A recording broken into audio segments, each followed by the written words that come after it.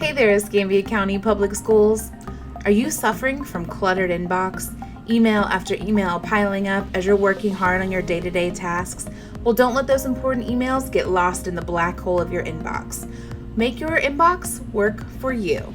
Join us for a tech tip in a flash with your Instructional Technology Professional Learning Team as we discover how to work smarter, not harder, with Gmail, filters, and labels.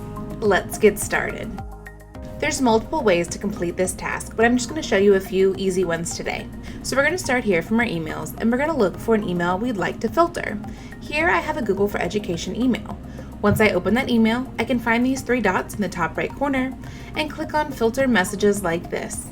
This automatically places that email address in the From category on my search filter and allows me to quickly create a filter.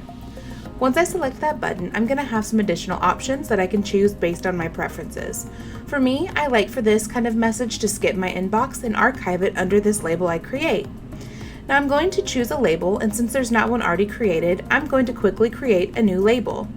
Here I'm going to title this Google for Education, and when I'm done, since I'm not going to nest this label under anything else already created, I'm just going to click the blue Create button. Once I click Create, it's going to go ahead and create that label for me on the left-hand side under my label list, but I still have a few more options here to continue. I also like to make sure that I apply this filter to any of those matching conversations that currently exist in my inbox, so I've made that selection here. That way it'll move all pertinent conversations underneath my label. Now that we've created our label, it appears here on the left under our label list.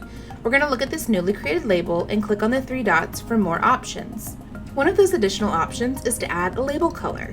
This will help distinguish your labels from each other, and maybe you'll add a color coding scheme. Once you've made that color selection, you'll be able to see in your emails the label title, like I have Google for Education here, with that color selected. I can also drag and drop labels created in my label list to emails sitting in my inbox. Just a quick click and drag and apply them to the email. I can also look at one of the emails in the preview, and I can click on labels in the top bar. I can create a new label from here, as well as just designated a previously created label and applying this to that message. Gmail filters and labels are so customizable, whether you're just filtering out different types of emails with trainings or newsletters, or you're creating a task priority list with color coding and labels. Make Gmail filters and labels work for you. Thanks for joining us for another Tech Tip in a Flash with your Instructional Technology team. Check out our additional videos and subscribe so you can stay up to date with all of our future content.